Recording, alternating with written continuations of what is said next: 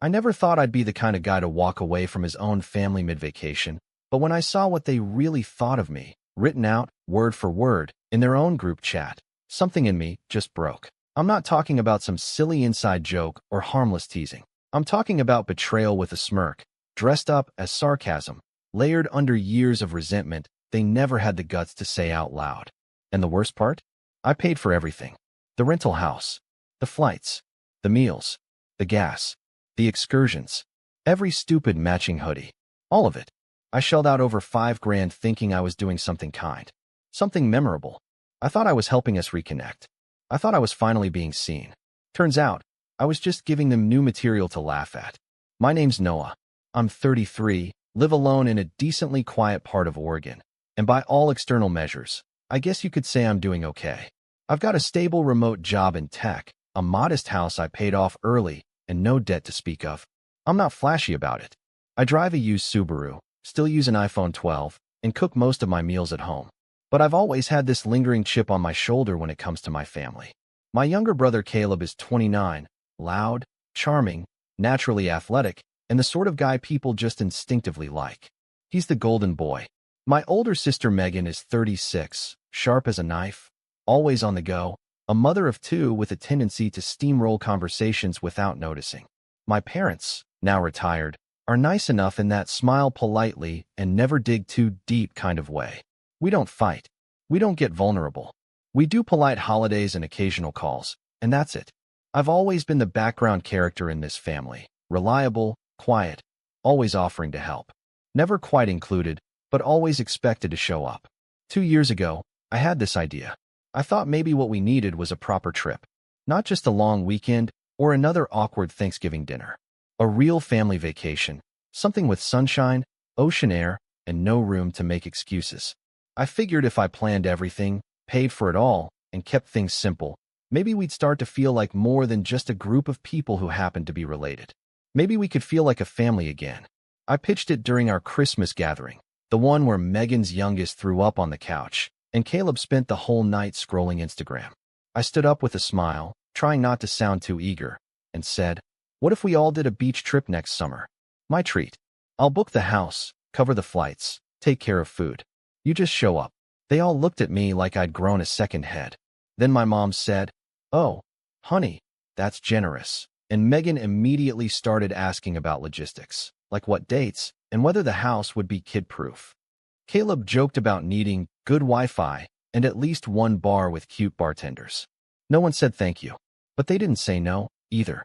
So I went ahead and made it happen. I spent weeks combing through rental listings, comparing flight options, planning kid-friendly activities and adult-friendly dinners. I rented a big house on the coast in California, walking distance from the beach, with a hot tub and enough rooms for everyone.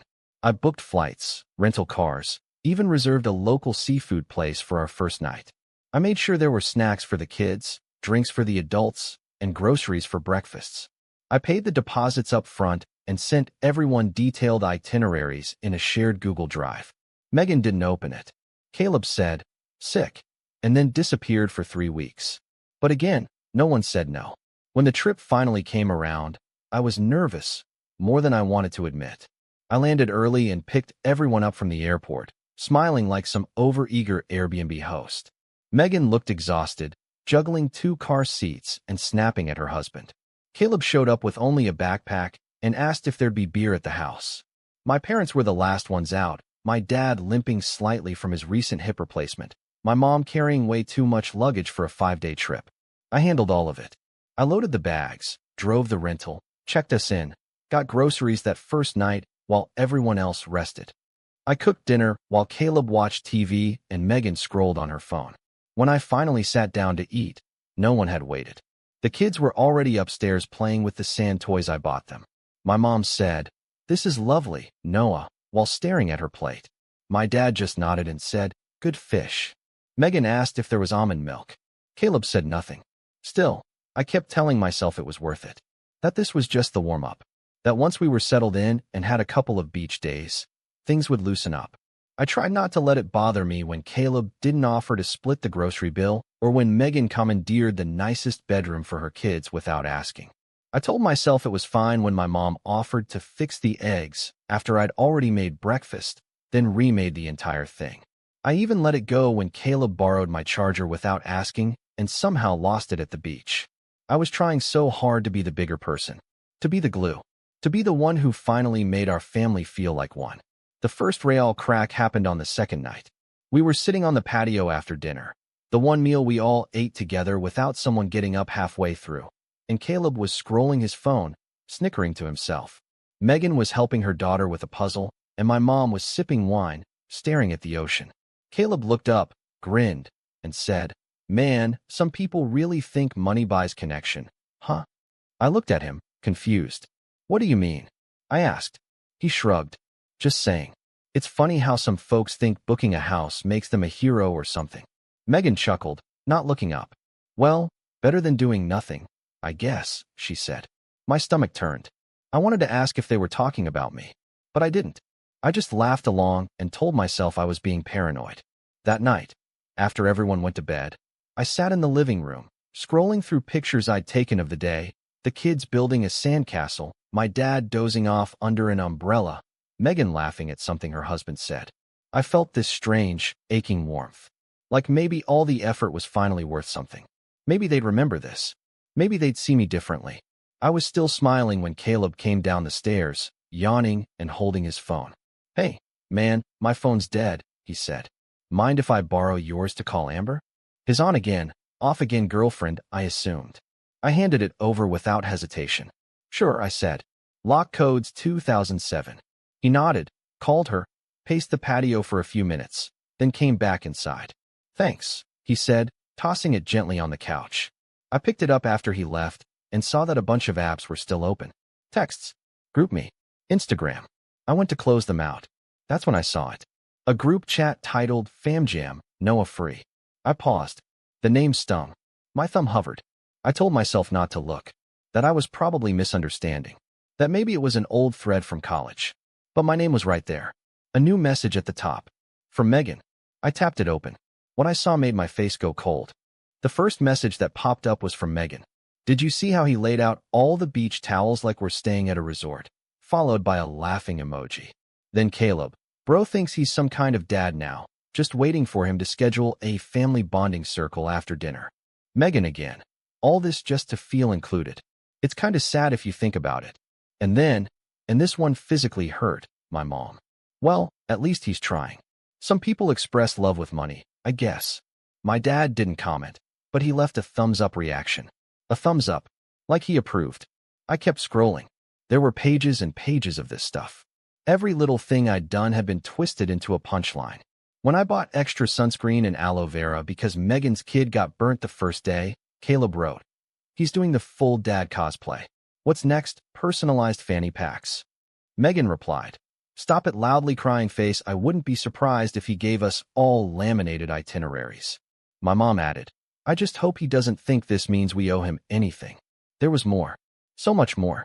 He really thinks this trip makes up for all those years of not showing up. Cute. All this effort just to be seen. He doesn't even realize we've already moved on without him. Let him play vacation host. Just keep smiling so he doesn't go full sad boy on us. I sat there on the couch, phone trembling in my hand. Every word I read dug in deeper. I could feel the heat in my chest crawling up into my neck. I kept blinking, hoping the words would rearrange themselves into something less cruel. But they didn't. They stayed there, burned into the screen, like someone had taken every passing doubt I'd ever had about my place in this family and finally confirmed it with receipts. The worst part? I'd believed, really, deeply believed, that I was building something good here, that I was finally being included. And instead, I was the punchline to a private joke I never even knew existed. The room was so quiet I could hear the fridge humming in the kitchen. Everyone else was asleep. Outside, the waves kept rolling in like nothing had happened. I stared at the screen for what felt like an hour. Eventually, I set the phone face down on the coffee table, walked outside barefoot, and sat on the deck in the cold coastal air, knees pulled to my chest like I was 10 years old again. And that's when I started thinking, not just about what I'd read, but about everything that came before it. It's strange how fast memories sharpen when you're hurt. Little things I'd brushed off suddenly felt razor sharp. Megan never once asked me how work was going. Caleb used my car to get beer and didn't even refill the tank. When I offered to take their kids out for mini golf so they could have a date night, Megan told me, "You don't need to keep trying so hard." My mom kept asking me if I was seeing anyone yet, then sighing like the answer disappointed her every time. My dad had said exactly 7 sentences to me since we arrived. The next morning, I didn't say anything. I acted like everything was fine. I made pancakes for everyone. Even remembered to do vegan ones for Megan's husband, which he didn't even touch. I loaded the dishwasher. I laughed when Caleb told a story about his high school friends. I helped my dad down to the beach and set up the umbrella. All the while, I kept thinking, they have no idea I know. But once the illusion cracks, it doesn't uncrack. Everything started feeling performative, brittle. Like we were all actors in some clumsy play where I was the fool dressed in generosity. On day 3, things really tipped. That morning, I was walking back from a coffee run. Yes, for everyone, with their orders noted in my phone, when I overheard Caleb on the phone. He was on the patio, pacing, talking low. I slowed my steps just enough to hear, staying behind the half-closed sliding door. "She's already said we can crash at her place in LA after this," he was saying. "Honestly, thank God, dude. I'm losing my mind with Mr. Cruise Director. If I have to sit through one more of his family moments, I'm gonna puke." A pause. Then a chuckle. "Nah, he paid for everything. Flights, house, food, all him. It's like his sad little redemption tour. Megan calls it the guilt trip. Pretty accurate, huh?" I stepped back before I heard more. Walked around the side of the house, waited 5 minutes, and came back in through the front like nothing happened. Caleb gave me a nod, took his caramel macchiato without thanks, and walked off to scroll on the couch. The rest of the day felt like I was watching a slow-motion collapse. Every comment, every glance, every moment of silence echoed louder. At dinner, my mom told Megan how sweet it was that she brought homemade cookies. Megan beamed. I had cooked the actual meal. No mention. At one point, Megan told me to stop hovering when I tried to help her kids with their sand toys. My dad asked me to turn down the music on the patio, music that Caleb had chosen. Megan's husband offered to take over grilling but handed the tongs back to me 5 minutes later because he didn't know how to work the temp settings. That night, I went to bed early, but not before triple-checking every reservation and charge I had lined up in my name. It's weird how fast it happens. The moment when disappointment turns into clarity. When the voice in your head finally says, "They're not going to change. You don't have to keep trying." The breaking point came the next morning. I'd gone out early for another grocery run because, of course, no one else thought to. I figured I'd stock up on snacks, drinks, and maybe pastries for breakfast. It was our 4th day in, and I was still clinging to this ghost of hope that maybe, just maybe, things could still turn around. When I came back, I parked outside and immediately noticed something off. The house was quiet. Too quiet. I walked in through the front door, balancing bags on both arms. And there, at the kitchen table, was Megan, Caleb, and my mom. Caleb had his phone out, and they were all looking at it. My mom looked up at me like a kid caught stealing cookies. Megan froze. Caleb didn't. He just smirked. "Hey, Noah, you ever think about how weird it is that you're the only one not in the group chat?" I froze. Something about his voice. The way he said it. Like it was a joke, but not really. Megan muttered, "Caleb." But he just kept going. "No, seriously. We've had it for months now. All the trip planning and stuff? Yeah, we moved it out of the main chat 'cause you were getting intense." Megan added, "We didn't mean anything by it. You were just kind of overwhelming. The spreadsheets, the daily plans, it was a lot." I set the bags down slowly. "You made a group chat, without me," I said, my voice quiet. Caleb shrugged. "Don't take it so personally, man. You know you can be a little much.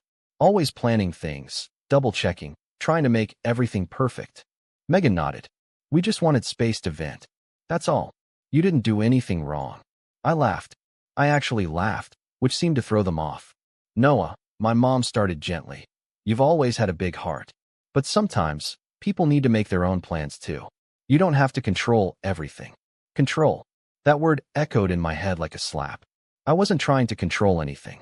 I was trying to give, to share, to build. And they saw it as control. That's when Caleb, sweet, always charming Caleb, delivered the final punch. "Look," he said, standing up. "You don't have to keep buying our love, bro. We're family. You don't need to pay for everything just to be included.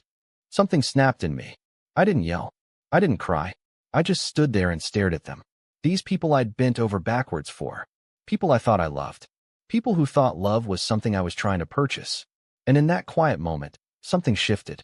I calmly picked up my phone, opened the airline app, booked the earliest flight back home. Then I opened every reservation in my name. Rental cars, excursions, dinner bookings, even the theme park tickets for the kids. And I canceled every single one. But I didn't say anything. Not yet. I had one more thing to do. I didn't sleep that night. I lay in bed with my eyes wide open, the sound of the waves outside mocking me with their rhythm. Everyone else was asleep, or at least pretending to be, and I was in the upstairs guest room, staring at the ceiling like it held answers. Every few minutes, my mind looped another line from that group chat. Another joke at my expense. Another smile that now felt fake in hindsight. The emotional whiplash was unreal. I went from being the glue trying to hold this family together to realizing I was just duct tape on something they didn't even want fixed. But something strange happened during those silent hours. The ache started to dull. It didn't go away, not even close, but it changed, hardened, turned into something sharp and solid. And somewhere around 3 a.m., I stopped feeling the need to cry. I started planning. The next morning, I woke up before the sun. I didn't shower. I didn't brush my teeth. I just got dressed, grabbed my backpack, and walked into the kitchen. The house was quiet, still, like it knew what was about to happen. I took a sticky note from the drawer and a Sharpie from the junk cup by the fridge. I wrote, slowly and deliberately. Didn't realize generosity was something to laugh at. Enjoy the bill. I stuck it dead center on the fridge door. Then I walked out. I called an Uber to the airport, got through security, and sat by my gate 4 hours early. It wasn't even 9 a.m. yet. My flight was the only thing moving forward in my life at that moment. Everything else felt like it had stalled. But somehow I felt still. No more spiraling. No more trying to replay every conversation. Just stillness. As I boarded the plane, I didn't look back. I didn't check my phone. I didn't send a message. I didn't even post on social media. Let them find out on their own after they'd finished their breakfast. It was a long flight, and I had time to think. And that's where the real fall began. Because you can leave a place. You can walk away. You can even cancel the credit card that paid for the rental car, which I absolutely did. Enjoy that hold fee, Megan. But what you can't leave behind is the feeling of betrayal. It clings to you like salt water in your clothes. The plane landed, and I got home, unlocked my front door, stepped inside, and then just stood there. In the quiet. In the emptiness. And I broke. I didn't even make it to the couch. I sat on the floor, back against the wall, and let it all out. All the things I didn't let myself feel at the rental house. The humiliation. The bitterness. The raw, bleeding ache of realizing you were never really seen. Not the way you hoped. Not the way you tried to be.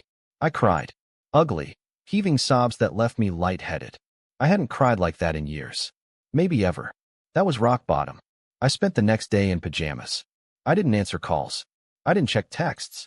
My phone buzzed a few times. One from Megan, one from Caleb, and a long, rambling one from my mom that started with, "We're worried about you," and ended with, "We didn't mean to hurt you." I didn't read them. I couldn't. Not yet. I ordered takeout. I watched a documentary with the volume too low. I sat in my backyard until it got cold. I didn't talk to anyone. But on the third day, something shifted. It started with eggs. I woke up early. Not on purpose. My body just didn't want to sleep anymore. I went to the kitchen, opened the fridge, and saw a carton of eggs. So I cooked. Nothing fancy. Just scrambled eggs, toast, black coffee. The smell filled the house. And for some reason, it made me feel human again. I sat down, took a bite, and thought, okay, one normal thing. One thing that's mine. Then I opened my laptop. I hadn't checked my work email since the trip began. My company wasn't the kind to breathe down your neck during PTO, but I figured there'd be a few things needing my attention. What I didn't expect was the email from our VP of product. Subject line, "Are you ready?" Inside, "We're ready to move you to lead. If you are, let's talk when you're back. Well-deserved, Noah." I stared at it for a while. I'd been quietly grinding for years. Doing good work. Taking on extra projects. Mentoring junior devs. Never flashy, never loud. Just showing up, again and again, in the background. And now, someone finally saw it. Not because I begged, not because I paid for it, but because I earned it. And that felt different. I replied, I'm ready. That was the first domino. Over the next few weeks, I got back into routine. I started waking up early again, not because I had to, but because I wanted to. I picked up my running shoes for the first time in months. Just to jog around the block at first, but it felt good to breathe. I cleaned out the spare room and turned it into a proper office. I ordered a real desk, not the cheap folding table I'd been using since I moved in. I started therapy. I told my therapist, a kind woman named Sienna, everything. The vacation, the group chat, the note on the fridge, the crying on the floor. She didn't interrupt, didn't rush to fix it. Just let me say it all. Then she looked at me and said, You've spent your whole life trying to be enough for people who don't know how to see you. That's exhausting, Noah. What would it look like if you stopped? I didn't have an answer, but I started trying to find one. Around that time, I reconnected with an old college friend, Mateo. He saw one of my Instagram stories. I'd posted a picture of a sunrise from my backyard with the caption, Still here. He messaged me, Yo, you alive? Want to get coffee? I said yes. Mateo was the kind of friend you didn't have to perform for. We hadn't talked in months, but the moment we sat down, it felt easy, real. I didn't go into the whole story, but I told him I'd just been through a rough family trip. He winced. Dude, he said, been there. Families can suck the soul out of you without even noticing. You okay? I will be, I said. And I meant it. We started hanging out again. Movies, hikes, late-night taco runs. He introduced me to his circle, artists, coders, musicians, weirdos. People who didn't care what job you had or how much you made. They just liked good stories and good company. For the first time in a long time, I didn't feel like I was auditioning. One night, a month or so after the trip, we were sitting around a bonfire in Mateo's backyard. Someone handed me a beer, someone else was passing a guitar around, and someone asked what I did. I told them about my job, but also that I'd recently started writing again. Just short stories. Nothing big. They asked to read one. I said maybe. Later that night, I walked home under the stars, buzzed on cheap beer and soft laughter, and thought, this is what I was chasing. Not family, not approval. Connection. Real connection. And here's the wild part. The more I stopped chasing my family's love, the more I started to see how little of it was ever really there. Not in the way I needed. Megan sent another text. Long apologetic. But hollow. She said, You're taking this too personally, which basically erased everything else. Caleb left a voicemail, tipsy sounding, saying, Come on, man, it was just jokes. You know we love you. But love that has to be proven with humiliation isn't love. It's control. And I was done with that. I didn't block them. I just stopped replying. In the silence that followed, I found something better than closure. I found peace. I started volunteering at a local mentorship program for teens interested in tech. I taught a few weekend classes. One kid, Marcus, reminded me a lot of myself at that age. Quiet, observant, desperate to be good at something. I helped him build his first app. He emailed me a week later saying, Thanks. No one's ever really believed in me like that before. That message made me cry harder than anything else had. I was rebuilding. Not loud, not dramatic. Just piece by piece. The rise was slow, uneven. There were still days I'd think about that chat thread and feel the burn. Still moments I'd catch myself wondering what it would have felt like if they'd just said, Thank you. But those moments got fewer. Softer. Because for the first time in my life, I wasn't begging to be seen. I was learning to stand in the light by myself. And then, just as the wounds were finally starting to scab over, something unexpected showed up at my door. A package. No return address. Just my name, written in Megan's handwriting. Inside was something I hadn't seen in years. A photo. Me, Caleb, and Megan. Summer 2002. We were at the lake, sunburnt, grinning. I was holding a fishing rod too big for me, and Caleb had just splashed me. We looked like siblings. Real ones. Taped to the back was a note. You deserved better than we gave you. I'm sorry. I mean that. Call me when you're ready. I stared at that photo for a long time. And that's when the next part of the story began. I didn't call her. Not right away.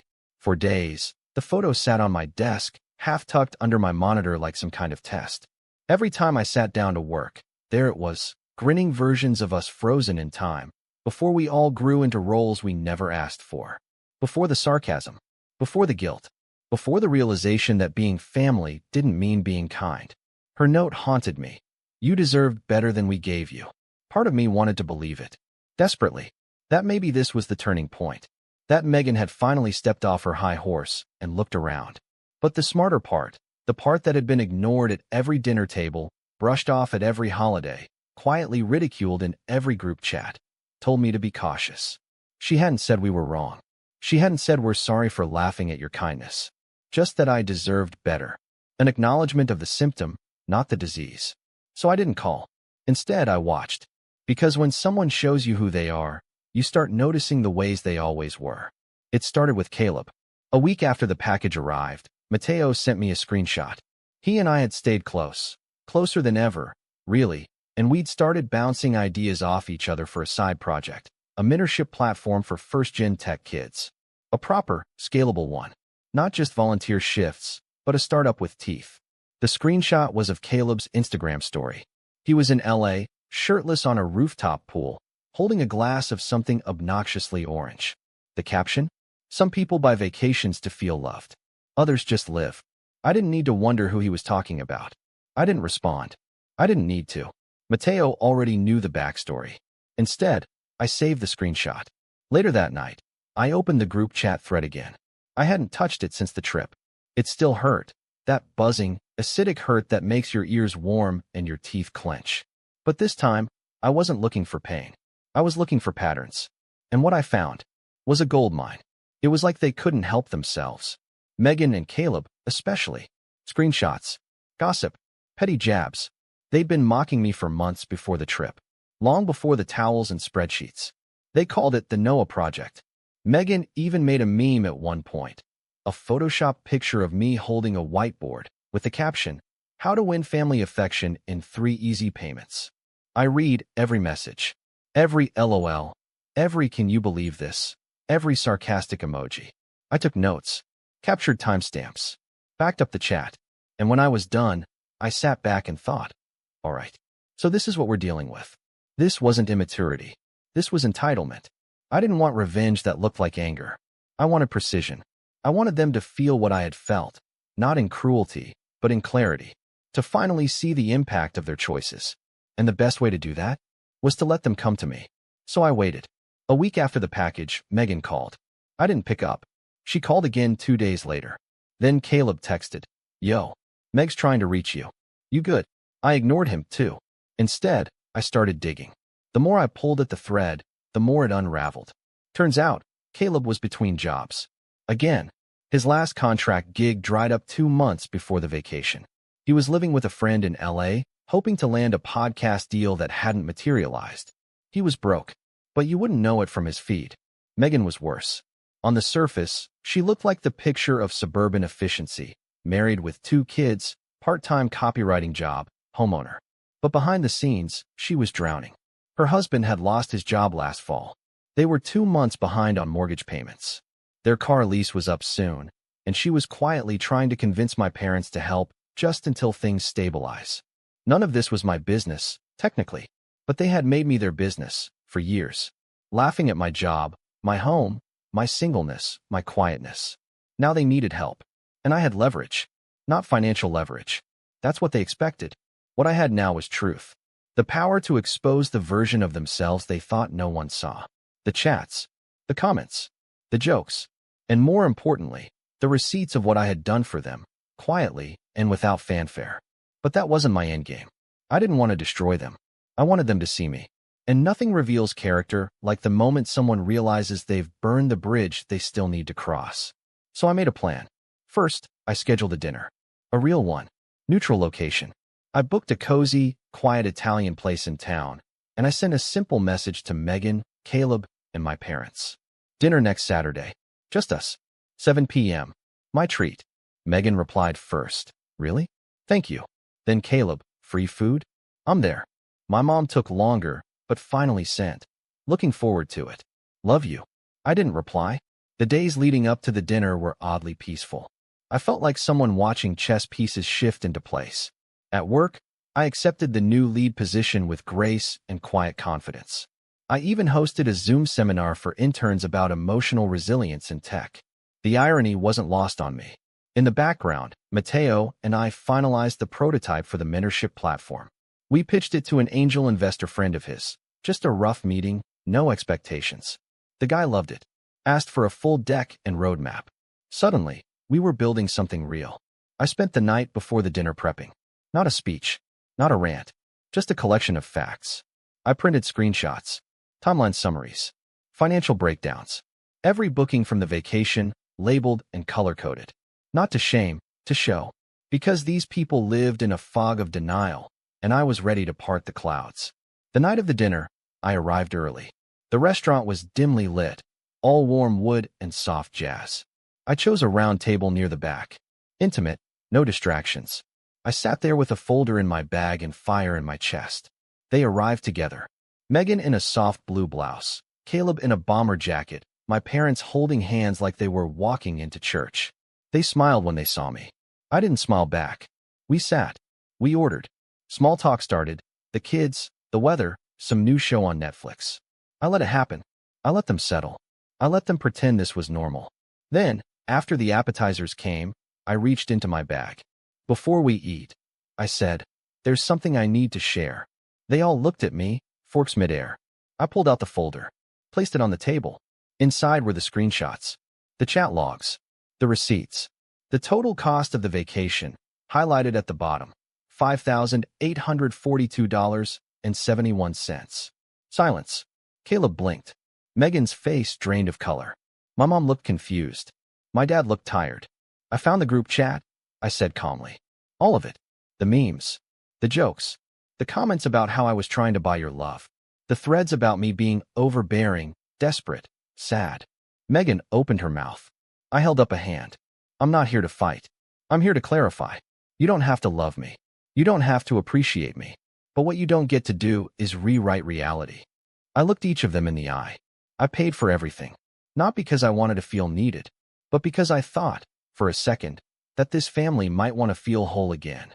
My voice cracked. Just slightly. Enough. And instead, you made me the villain of a vacation I built for you. You mocked me. Privately. Repeatedly. And then smiled to my face. Megan whispered, "Noah," but I kept going. "I'm not asking for anything. I'm not even mad anymore. But I needed you to see what you did. Not filtered through your intentions, but through your impact." Silence. And then, for the first time in my life, I watched them squirm. Caleb looked away. My mom stared at her lap. Megan's hands trembled. I leaned back, took a sip of water, and said, "Enjoy the food. I'll be leaving before dessert." Then I stood up. I reached into my wallet, pulled out a prepaid gift card, and placed it on the table.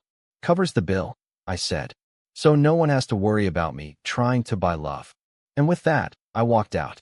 But that was only the beginning. What came after, the messages, the fallout, the final reckoning, is something you're going to want to hear. I thought walking out of that restaurant would be the end of it.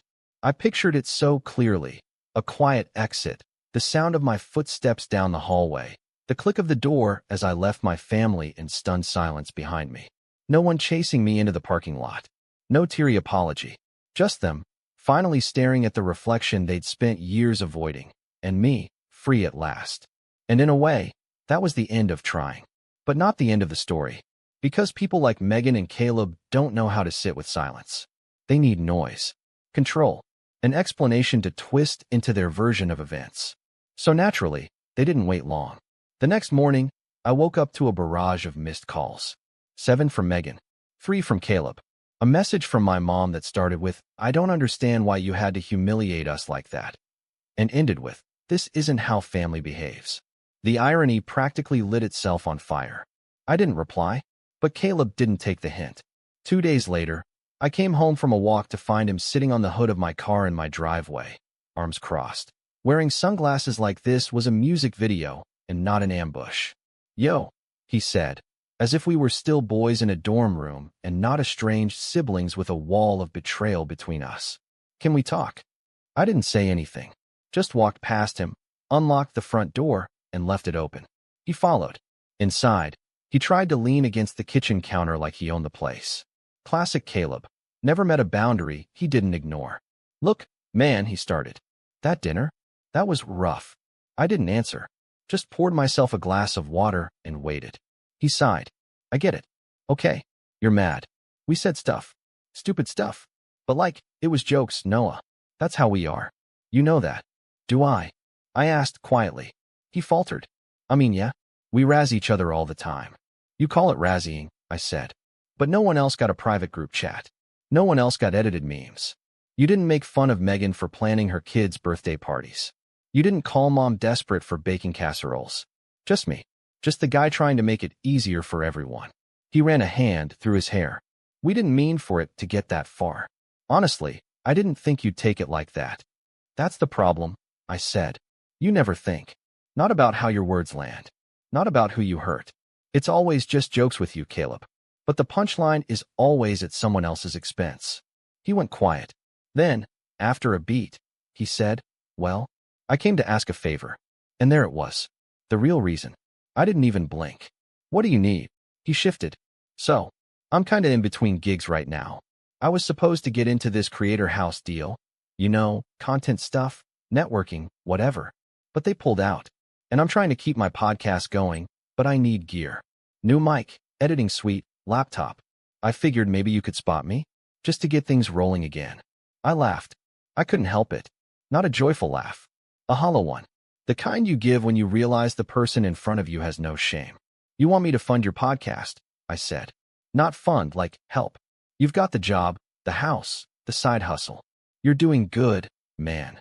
And you thought showing up after months of mocking me would be the way to get a loan. He looked annoyed now, like I was being difficult. I said I was sorry. No, you didn't, I said. You said that dinner was rough. You said we razz each other. You never said you were sorry for treating me like a joke. You never said you regretted it. You just showed up with your hand out. His jaw clenched. So that's it, huh? You're gonna be petty now? After everything we've been through. I stepped forward, calm as ice. Petty would be posting the screenshots online. Petty would be forwarding them to mom's church group. Petty would be texting your ex those DMs I found from when you were still with her. His face went pale. You wouldn't. I won't, I said. Because I don't need to. I'm not here for revenge. I'm here for clarity. You don't get to insult me, diminish me, then expect help like nothing happened. That version of me is gone. He stared at me, mouth open. No words. Now get off my property. He left. Slowly. Bitterly. Like he couldn't believe the golden goose had closed the door. But I wasn't done. Because while Caleb tried to climb his imaginary ladder, Megan had started her own campaign, the guilt tour. She sent long emails. Apologies laced with passive aggression. I just want us to be okay again, she wrote. The kids miss their uncle. They don't understand why you're being so distant. She even posted a family throwback photo on Facebook, captioned, "We don't always get it right, but family is forever." The comments were full of awe and beautiful family. And even a few "Where's Noah?" replies. I didn't answer. Instead, I made my move, subtle, surgical, and deeply satisfying. See, that mentorship startup Mateo and I were building? It had legs. After our pitch, we got a seed round from 2 angel investors. Not huge money, but enough to launch a beta and build a team.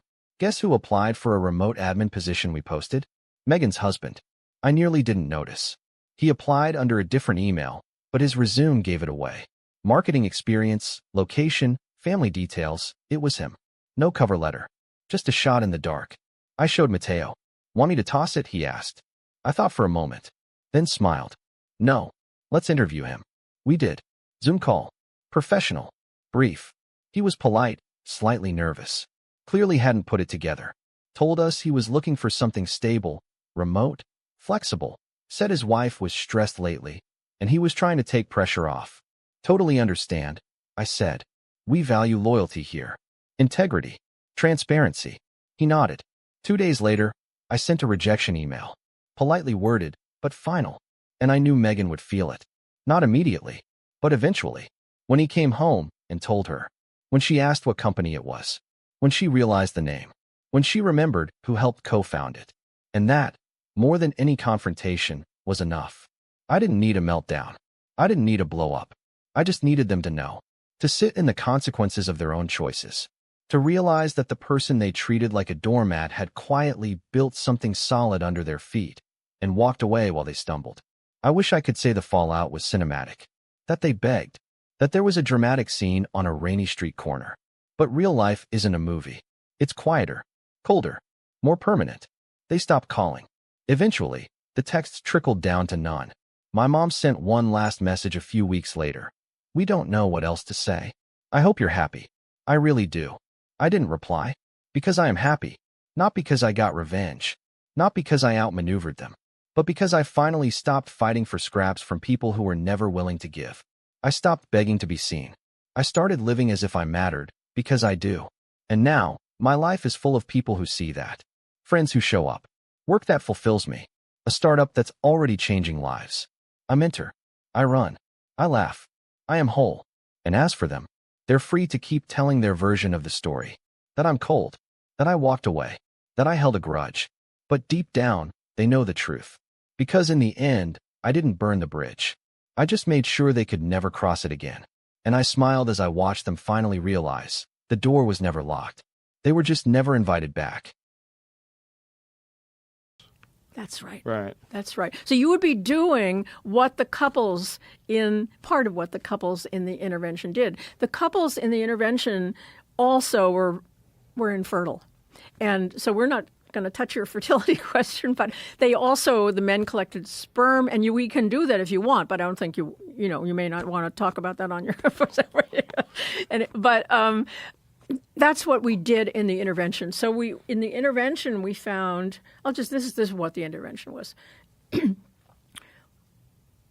There's a company called Fellow, which is grown out of UCSF.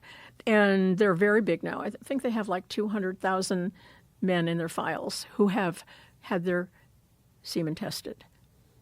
Okay? And at the time they have their semen tested, they're asked, could we recontact you for research? That's one important question. And they're asked, why did you want your sperm tested? And if they say, because we're infertile, or subfertile, or we're worrying about our fertility, they ask, how long has it been that you've been having this problem with fertility?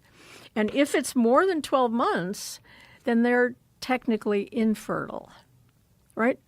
So if they said they would agree to be recontacted and they were infertile, they were potentially eligible for this intervention. You with me? Got it. So actually finding the couples that are in the film was a long process. They had to, of course, agree to be filmed. They had to have what we call, terrible word, idiopathic infertility, no known causes. So they couldn't be obese. They couldn't be smokers. They couldn't have a diagnosis, a medical diagnosis that explains. We don't want it to be unexplained. Got it. Okay? So sort of we winnowed down to what was 6 couples. One of them dropped out for personal reasons, so I won't go into that. But that's how we got those couples. And they had to be couples, by the way, and they had to be staying together for the next 3 months and not doing IVF. Okay? Okay. So that was the setup. And then the company called Million Marker that you're going to send your P to, they have an education program. And that's a lot of what they do, the testing and the education. And so all of those couples, they talked to them and said, tell me about what you put on your face this morning. Tell me what you washed your clothes with. Tell me what you clean your counters with, and on and on and on like that, right? So they took an inventory of what the couples were doing. And then they started this educational program, which they're very good at and have been doing for a while, once a week. They talk to them. So how's it going? Have you changed this? What are you using now? And so on. So it was not just a one-time thing. And if you were doing this, it would be short, just like use these things maybe. But along with that, we sent them the Fellow kits to collect their semen. Okay? So we have beginning, middle, and end. It was 3 months, so beginning, 6 weeks, 12 weeks.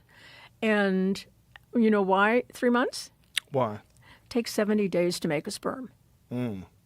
So we wanted to have a turnover within the course of the intervention. Yeah.